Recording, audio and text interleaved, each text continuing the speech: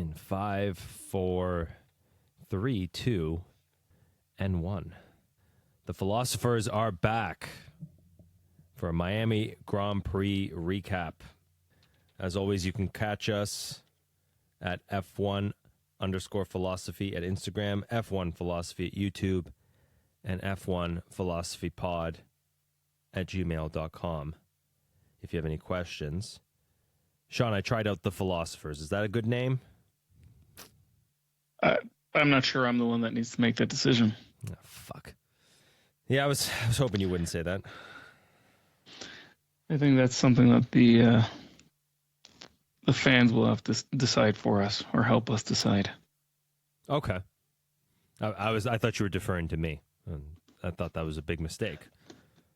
It is. Okay. Yeah. How you doing today, Sean? I'm okay. Today was pretty good. How about you, Nick? Yeah, same. Just seem to have batted out everything I needed to do for the week, so now I get to relax tomorrow. Good. You're off tomorrow? Yeah, so I now work Friday to Monday usually. So, or Thursday, sometimes Thursdays, but mostly Friday to Monday, which I think is pretty awesome.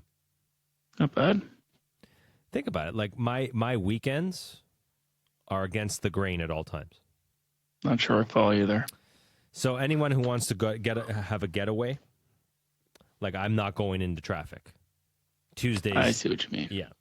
Unless I'm going to Toronto, which is just a big mistake. Shit show. Yeah, what a mistake. That being said, I'm probably going there for Mother's Day, but whatever. Did you get your Mother's Day shopping done? Did. Okay, well, hero husband here. Well, after 15 years, you learn you learn all the things not to do. Let's put it that way. Yeah, there's no doing right. There's just not doing wrong anymore. If at best, yeah. Yeah. All right, Sean. Let's get into it.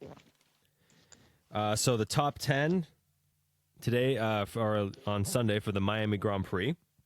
We're recording on Wednesday because I had many scheduling conflicts this week. Kimi Antonelli with his third straight win from pole, pretty impressive. Not bad. Lando Norris second, Oscar Piastri third, George Russell fourth, Max Verstappen fifth, which is an improvement? ? Lewis Hamilton ends up sixth after a penalty. Franco Colapinto seventh after a penalty. And Charles Leclerc, who got the penalty, 22nd penalty, I guess we'll talk about that later on, finished eighth. And the Williams duo of Sainz and Albon, respectively, 9th and 10th to round up the points. We had a pretty decent sprint. We had I thought, a pretty decent race. But what are your thoughts so far, Sean? It was a decent race. The sprint, I thought, kind of went nowhere. But it was okay. It shaped up to be a reasonable race. Cars looked okay, and we'll get into some of that discussion, I'm sure. But yeah, no, I can't complain about it too much. I said it in our predictions. I was a little worried that this course would fit the 2026 regulations because it's such an average course. Mm-hmm. But it did. So it actually seems to fit what needs to be done. There was less clipping. I think everybody saw. There was also finally two different strategies, albeit it's just Max Verstappen on the alternative strategy. Something I've been complaining about all year, that the middle of the Grand Prix had kind of disappeared because everybody's on same strategy. It's just who can get onto tires that can last the longest first. That's my belief of what the first three races were, or the one of the problems. But this time around, we saw something different. We saw just, I guess, good racing for the most part. Mm-hmm. Is there one thing? What's one or two things that stood out to you? One things you want to talk about?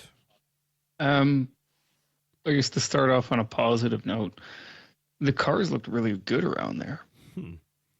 I don't know what it was necessarily that made it stand out, but they looked really nimble. They looked like they were really glued to the track.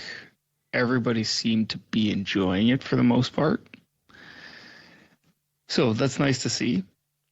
Your comments about the clipping, we'll probably get into it a little later. It was never going to be a huge track for clipping because it's not set up for it. It's one of the tracks that's actually least sensitive to these changes for this year. So I don't know that it was the right place to bring a change like that and judge a performance of that change on. So it's a bit of a hit and miss there where, yeah, they looked good. Everybody seemed to be handling it fine. But it's also a potential false positive. So we'll see.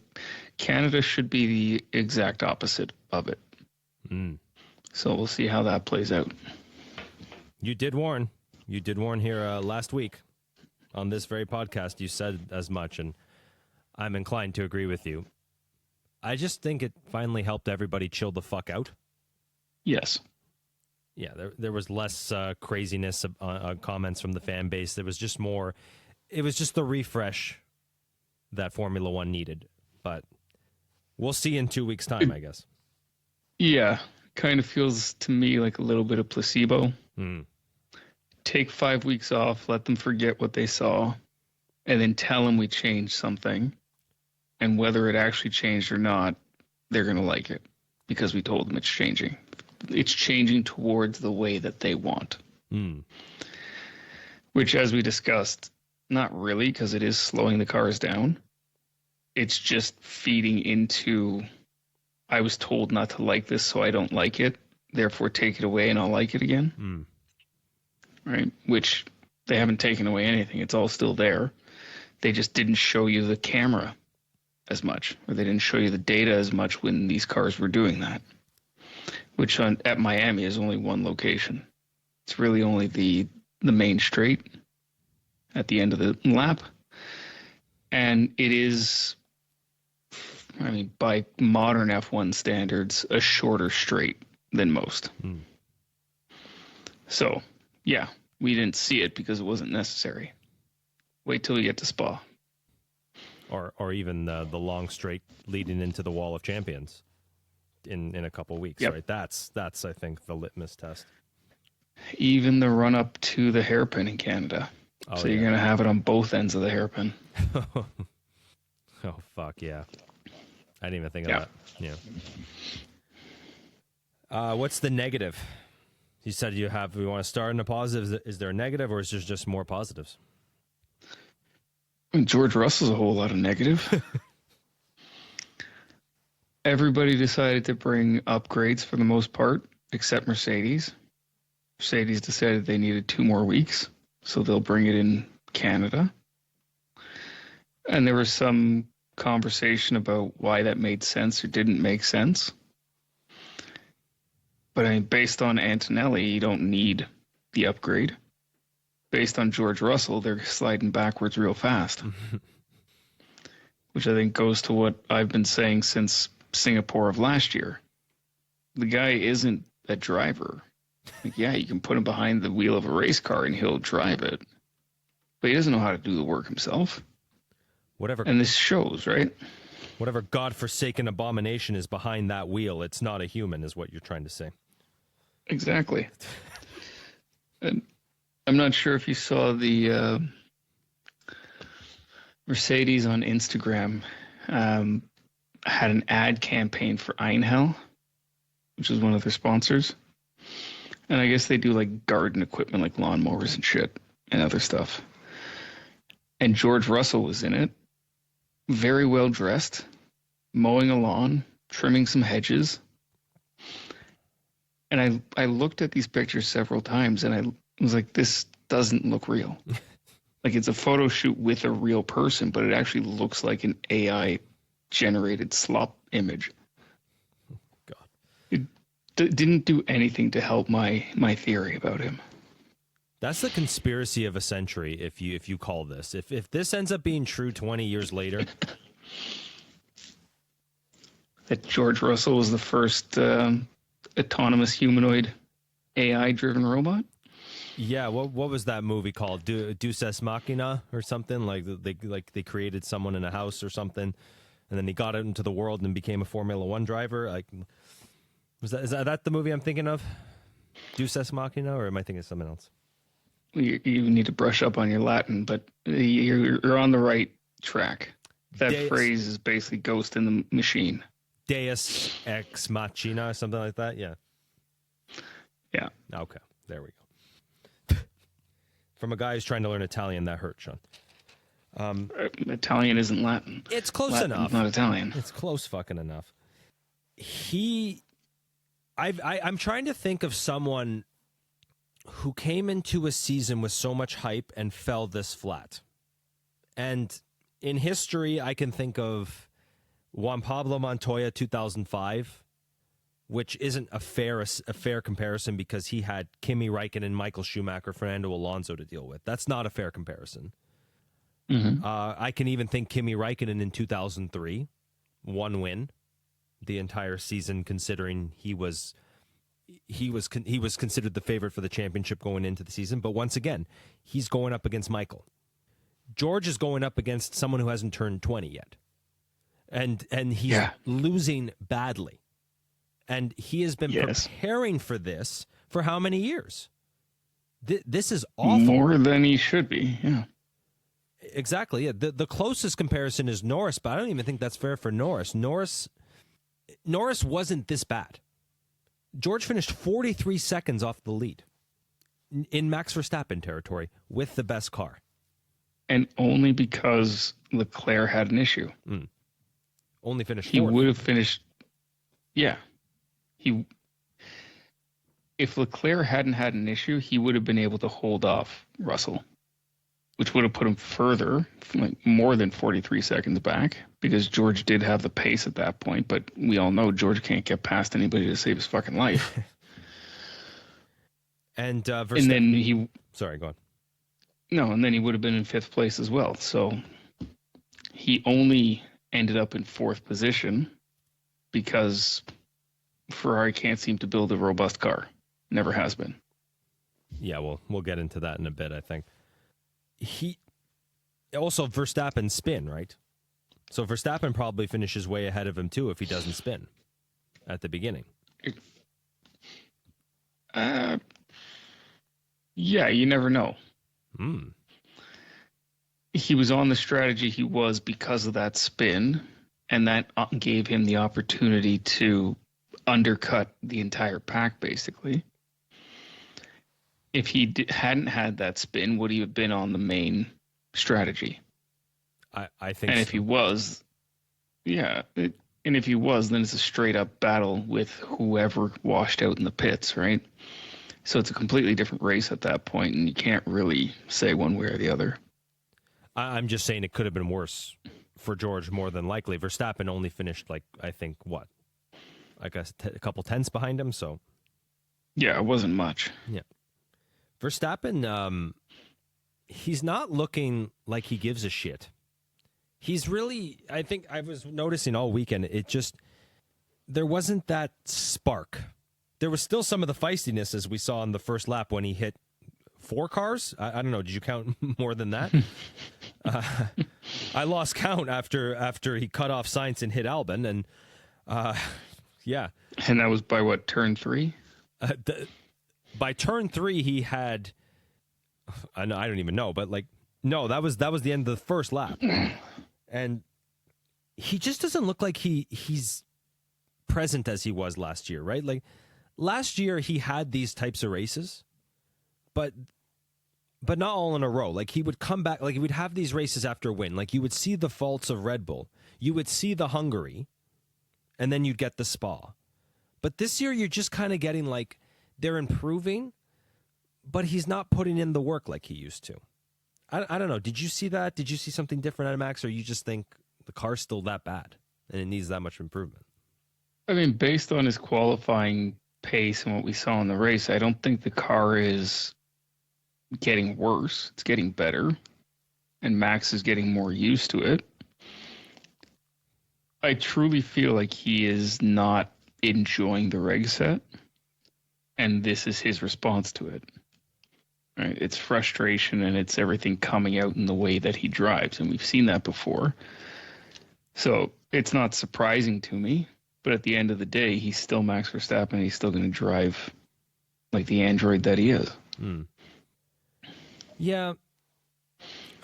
We talked about last year how important it was to have a good mindset, like we saw with Norris. We talked about how this is a game of like tenths and hundredths, and I think he's just missing that this year.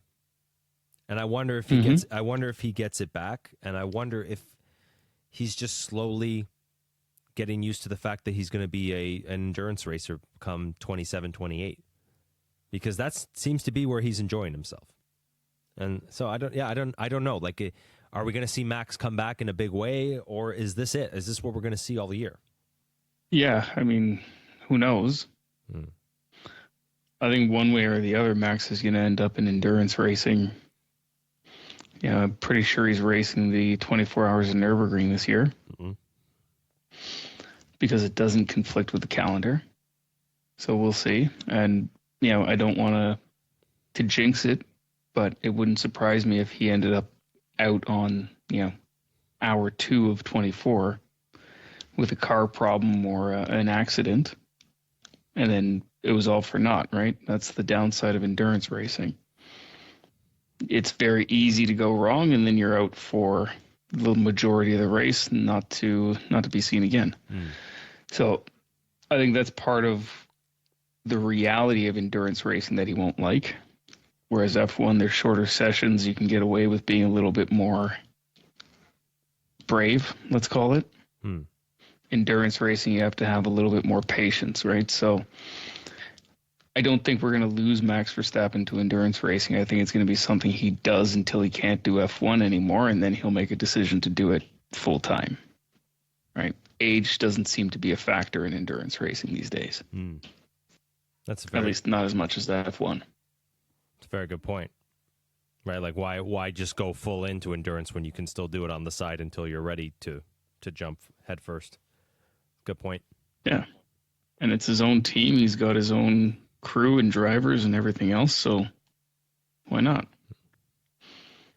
All right. We're going to get into a game in a sec, but I want to just give you the floor. You have 10 minutes. Is there anything you want to talk about? Anything you want to clarify? Anything you want to discuss before we get into the game? Yeah, there are a couple of things. I got distracted before we started recording, so it's kind of pushed out of my mind, but I'll try and bring them up. Russell really pissed me off this weekend. I've mentioned some of it. The one thing, I texted you about it. After the safety car restart, he gets on the radio to his engineers and says, "Guys, I'm in the wrong strat mode. Pay attention." Okay. Your engineers can see what mode you're in, and they may give you advice on which mode to be in at any given time. But you're the one driving the car, George. You should know what these modes are, when to use them, when to get out of them, and what is available in your toolbox. I'm assuming he was on some sort of recharge mode, some sort of safety car mode to help build brake temperature, tire temperature, keep the, ICE performing at an optimal temperature. To then go into the safety car restart, which, by the way, you're well informed of that it's ending in the wrong mode. That's not the engineer. You know the safety car is ending. You have to be in another mode. If they don't tell you which one to be in, and you select one and it happens to be wrong, there's something to be said about communication between you and your engineer. But to get on the radio and scold them about not telling you to put in a certain mode, what the fuck is that?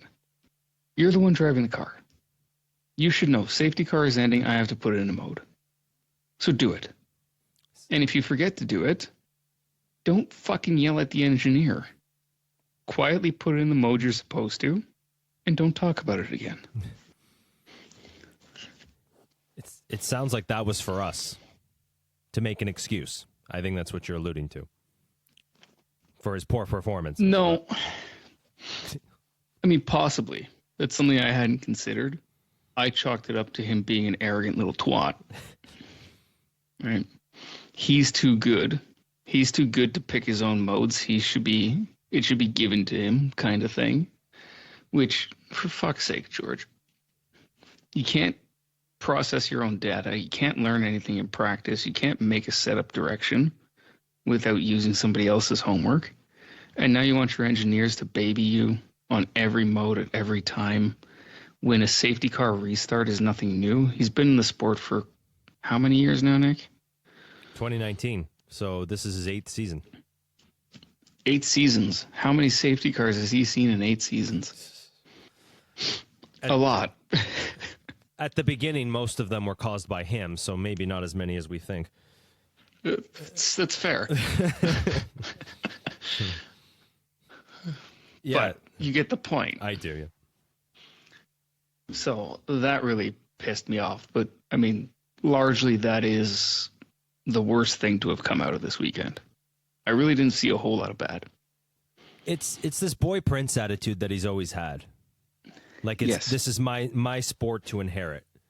And you're just seeing it in other ways. Yeah, I can believe that, too. I'm just thinking the guy who's the face of Drive to Survive knows when whatever he says on the radio is probably going to be displayed for the public to see, especially if it's as spicy as a comment like that. Right? Like, you don't want to look like too much of a fucking fool, do you? But so that's why I'm thinking he's saying, oh, that's why I'm having a bad time right now. Because I'm in the wrong mode because of you guys. Are you fucking kidding me? You're right. You should know this by now. Exactly. And for those that don't know, the modes, the powertrain modes, the diff modes, all that, the engineers can see it. They can actually change modes. So they can add a mode that the driver has available to them. All right, so these are things like how much fuel, how much air, how much timing, all the engine parameters can be added to different modes, changed in different modes. So an engineer on the fly could say, hey, there's this mode available. And they could have made that mode available to them as long as it's within the parameters of what's allowed by the FIA. And the driver can then select it. Right? That's these multi-position toggles that they have on the steering wheel. The engineer cannot put the car into that mode. They can provide 20 different modes for the driver, but the driver has to physically select it. What the fuck does this have to do with the engineer? Yeah. If he's paying so much attention to everything else for you, you need to be doing these minor things, George. Minor things is part of fucking driving an F1 car. I know. I'm just. It's why you get paid tens of millions of dollars. I'm just saying that should be second nature at this point. Yes. Yeah. In the grand scheme of things in his mind, that's a minor thing. I should know to instinctively do that. Yes. Yeah. You know who didn't have a problem getting out of safety car mode on the restart? Kimmy. Exactly. 2 seasons in, he learned how to do it. Your assessment last year of the Mercedes car actually being really good in 2025, it's just the drivers where the problem is looking really good by every weekend. Right? Kimmy's getting better in a good car, looking better, winning races. He may not be that good yet. Might just be a car thing.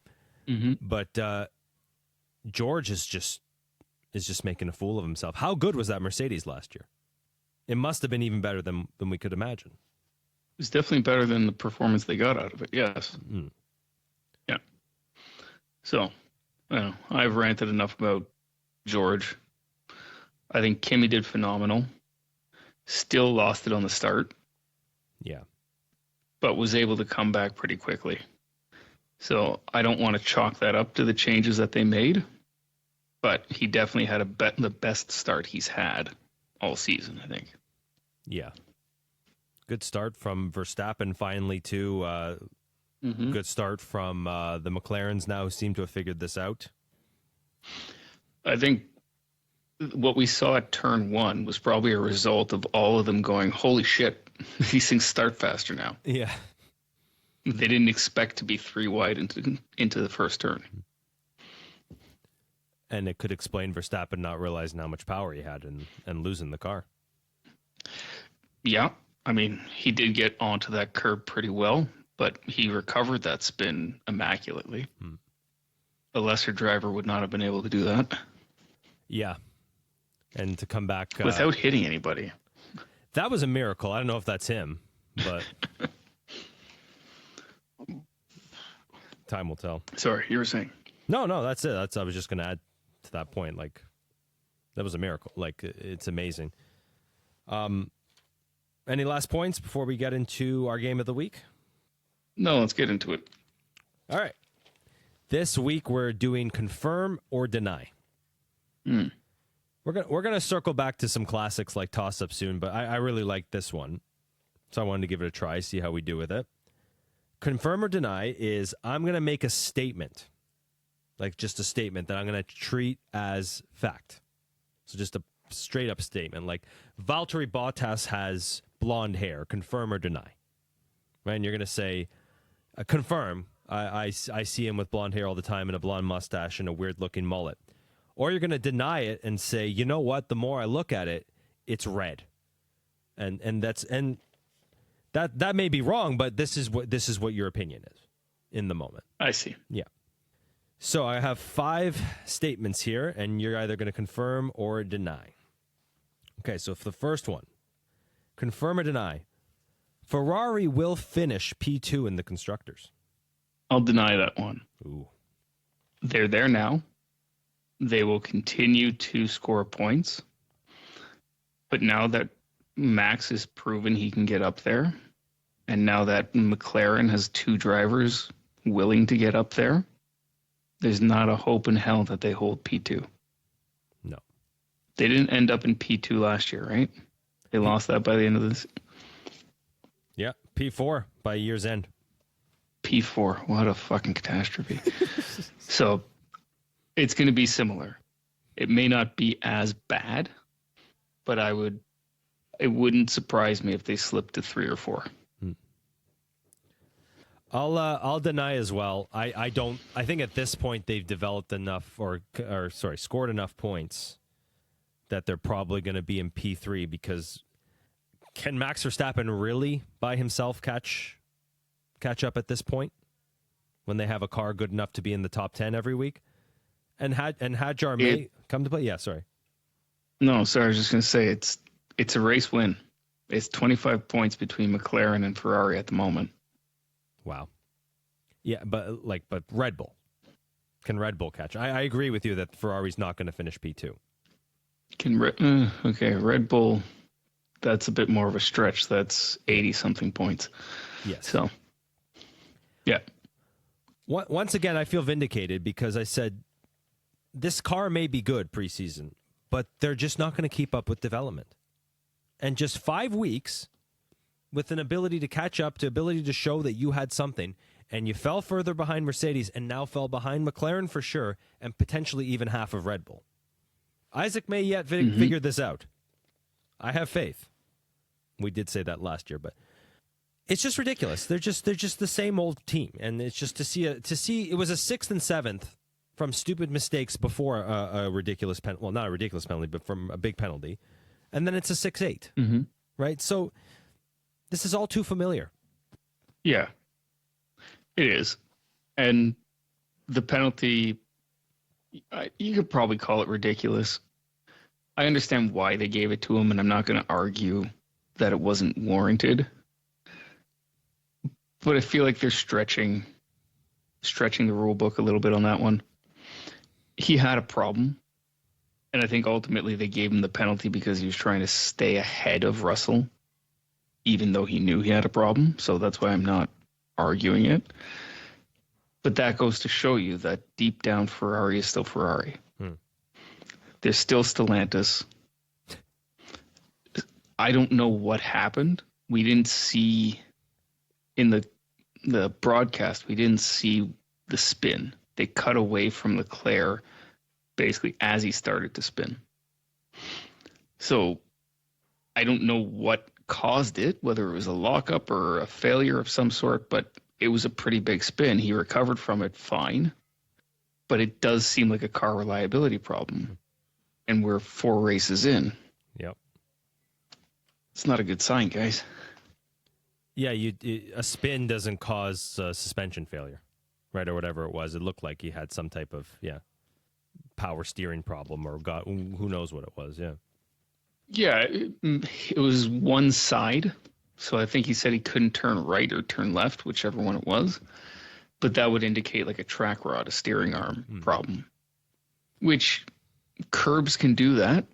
It's not exactly what happened to Isaac Hadjar, but that track is kind of notorious for things that could break suspension components. So, yeah, more on Isaac Hadjar later, but I think we can just wrap it up with same old Ferrari. Yes. Yeah, unfortunate. All right, second one. Confirm or deny.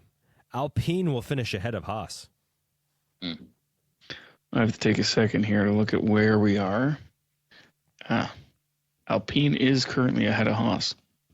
So the question is, are they going to stay there? Mm-hmm. And it's close. It's 23-17.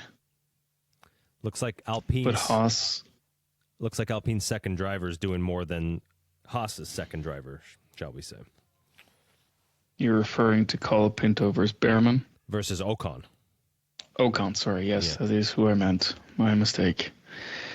Ocon has 1 point. Yeah.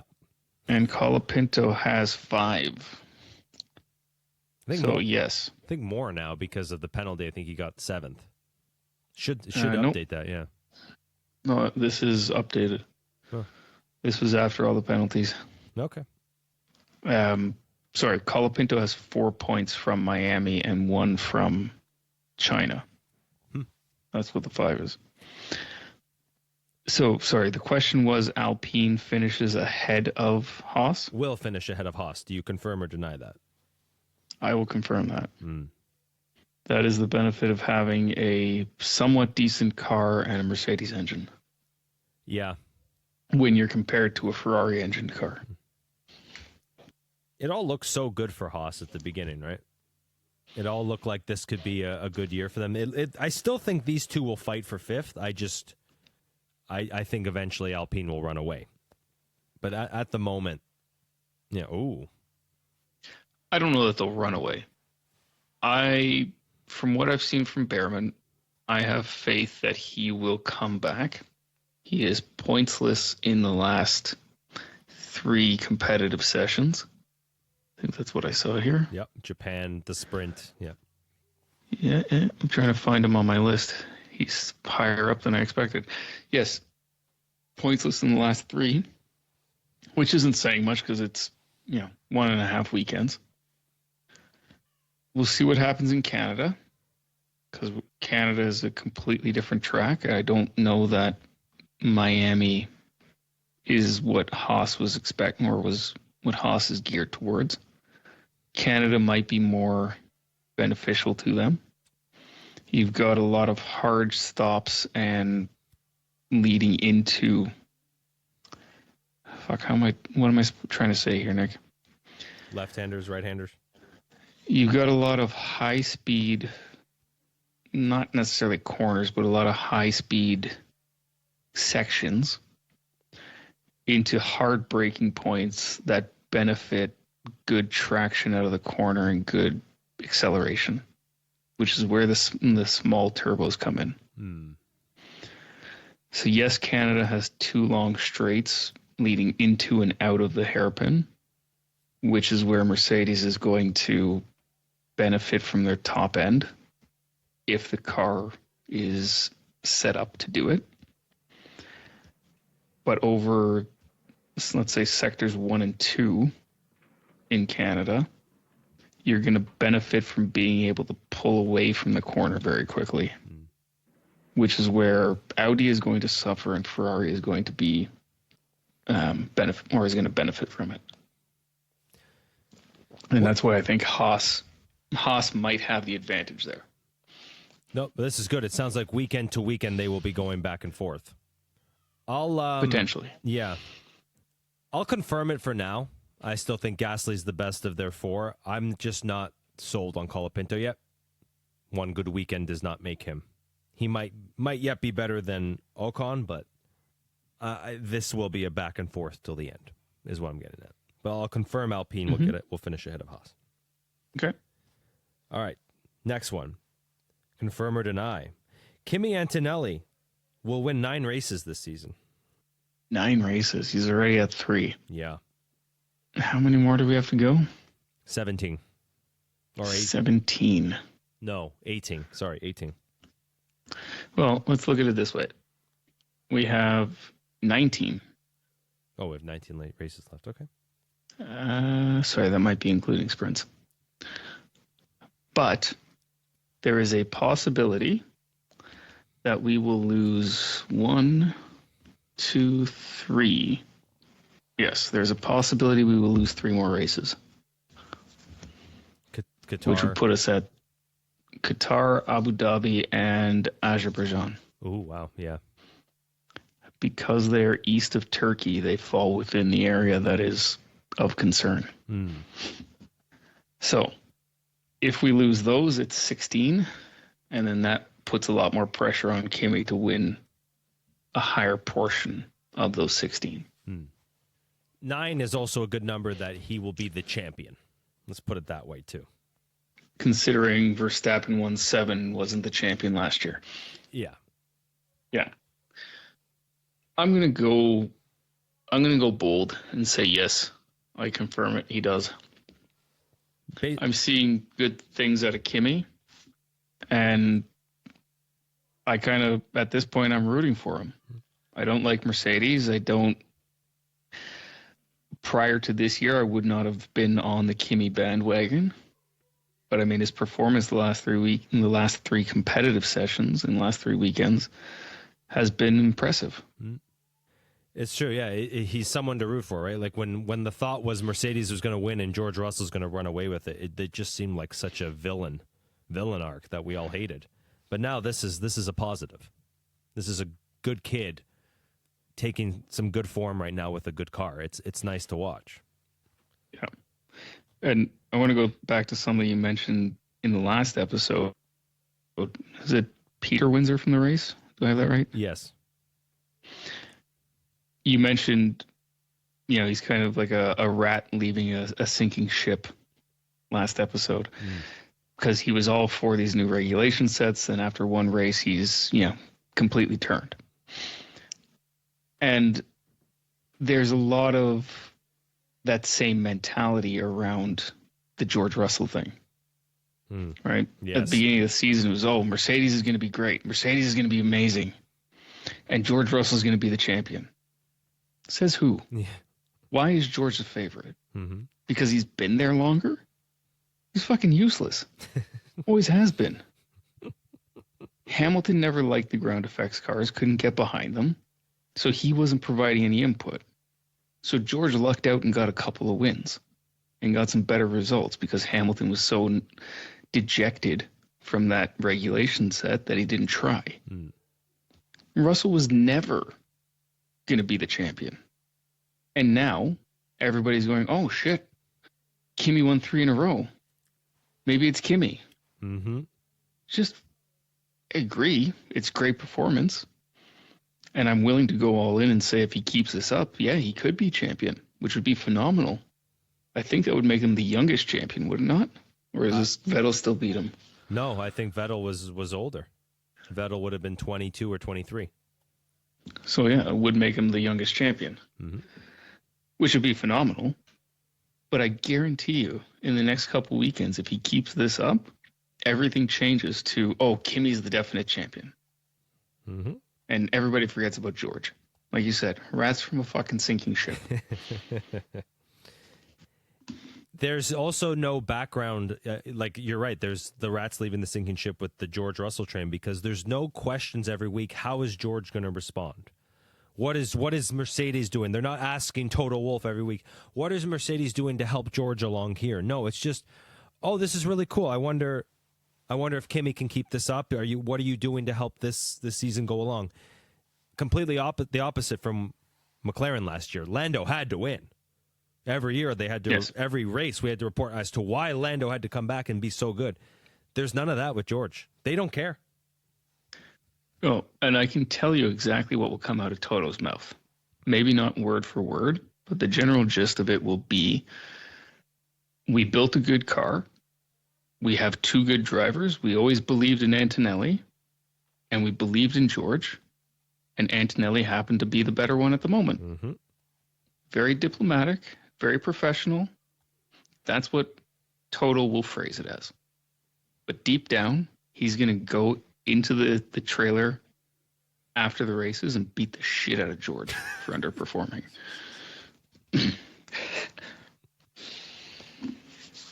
Or he's going to celebrate with Kimi.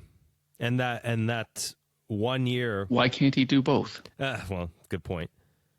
But I was getting to the point of like that 1+1 contract he gave him at the end of 2024, that minor slap across the face where your career is in your hands, is looking very bright. It's looking very smart now, because I think Toto saw in Kimi what none of us did, or Toto saw this. Because now he has the chance. Because now he has the chance to have a dream team in 27 of Kimi and Verstappen. Yeah, I'm still not on that train. I think you and I talked about that last year. It doesn't make sense for Max to go there, unless he's really checked out. I mean, if he keeps up this way and he can't get enough points to really come back, why not? It's clear, Red Bull's gone the ship of Theseus way. I think we're getting an answer to that question. Is a ship that's been rebuilt from, piece by piece, the same ship? Nope. At Red Bull, no, it's not. Yeah. And what you said last week, I think 2 episodes ago, Red Bull being so toxic that everybody had to leave, I think this is the last piece. Mm-hmm. Which I think is going to be good, because then it's going to trigger a rebuilding, and they have the pieces to do it. They've done it before, so why not? They might get a new phenom out of it. That's how they've done it before, yeah. I'll just answer the question. I'll deny it. I'm still curious to see what happens when parity comes after Monaco. I don't think there's going to be as much of a drop-off for Mercedes, but I think McLaren will push the envelope for the rest of the season. Yeah. And which segues into number 4. Confirm or deny, Lando or Oscar will challenge for the title. Do I have to pick one, or just confirm that either one will? Yeah, you can confirm that either one of them will, or you can pick one if you'd like. Let me take a look at my sheet here. Where do we stand on the McLaren boys? Norris is 4th and Piastri is 6th, and they've come back pretty strong. Mm-hmm. I'm going to confirm it. I think, yes, with Russell being an absolute dud, they can completely, either one, both, if you will compete for the championship. It pains me to deny this. It really does, because I want to see them go after it. The problem is, it seems like every other week one of them's good. There hasn't been a I'm good for a stretch of time by either of them. Yeah, Oscar had 2 DNSs. But I just think I was a little disappointed that he didn't fight for the win this weekend. A little disappointed just in for the way he qualified. It was very Norris-esque. Lando impressed the shit out of me in the sprint. He did something we didn't see him do all last year, which was start a race confidently, take the lead, and dominate it. Right? Mm-hmm. Like even the races he won last year, the ones that I call legitimate, the 3 of them, he still struggled off the start. He still had to make a comeback at times. In Brazil, Mexico, and Monaco, he could do in his sleep. So it's just like they're going back and forth, and I think if one's good one week and one's okay the next week and one's the better one, you're not going to get a title fight there. You'll get a constructors fight, but you won't get them challenging for the title. They need like 3 or 4 weekends in a row, and I don't know if they're going to do that. Can I add a little perspective to your comment? Okay. We're 4 races in. 4 races, 6 competitive sessions. You mentioned Piastri had 2 DNSs. Mm-hmm. So 50% of the weekends and 33 or Yeah, let's call it 33% of the competitive sessions, he did not start. Of the ones that he did, he's got 2 Grand Prix podiums, a second and a third, a sprint podium in second, and then a low sprint position in China. So I don't understand why you're saying one or the other is good on any given weekend. Piastri's been pretty consistent across the limited sample set that we have. I think he was on for the win this weekend, and he kind of flopped. He finished 12 seconds off the lead, and you can't do that. You need, if you had 2 DNSs, you need to go for the title. You need to be dominant. He got a little unlucky in Japan. Needed to win this race, I think. Yeah, I'll push back a bit in the sense that we've talked about this before. Miami is a Norris track. It doesn't suit Oscar. Oscar is much more of a traditional Grand Prix circuit type driver. And even though this isn't technically a street course, the street courses have never favored Piastri. So to be 12 seconds back in a new regulation set, right? This isn't last year where the entire grid was within 10 seconds of each other at certain points, right? Qualifying was within a second from 1 to 18 or whatever it was. This is going to be a much more spread out field this year. So for him to be 12 seconds back, finishing in third, really isn't that surprising. All right. He did win last year. Oscar? Yeah. In Miami? In Miami. Okay. We'll see. Maybe I'm wrong about this one. I want to see him fight for it. But if Lando's good one weekend, Oscar's good the other, they're not coalescing into like a strong counteract to Antonelli, who looks like he's going to be on it for the rest of the season. So Antonelli will have to make mistakes in a few races in a row in order for them to really challenge for the title, if it keeps up like this. I mean, he's young. He's probably going to fuck up. Canada's a great spot to do that. It was his best, one of his best last year, so I'm not holding my breath. It was also George's best, so we could be on for some fireworks. And it was one of the McLaren's worst last year. Yes. Yeah. I hope I'm wrong. All right, last one. Confirm or deny, all 4 Red Bull drivers will be in their respective seats in 2027. Deny.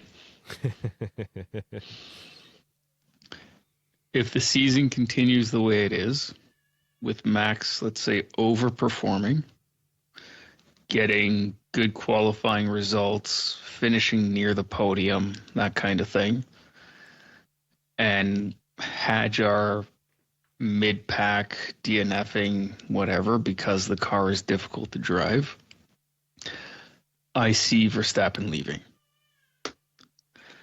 I want to say, we talked about this last year, and I don't recall exactly where I got the information, but the clause is P4 in the driver's standings. If he doesn't make P4, then he's basically got a get out of jail free card on his contract. Yeah, it's something like that. P4, 3 or 4. So right now he's in 7th. So if he keeps this up and he can't really get past the Ferraris and the McLarens and the Mercedes, I don't see him staying. Because why would he? Everybody that brought him into that team and kept him there is gone. Toto clearly wants him. Anybody on the grid would take him. If he was out of options and nobody wanted him for whatever reasons, I guarantee you that Williams would take him. They'd quickly kick Albon to the curb for Verstappen. Or Sainz. So, yeah, one or the other. Yeah. The point is, if it continues this way, I don't see Verstappen there.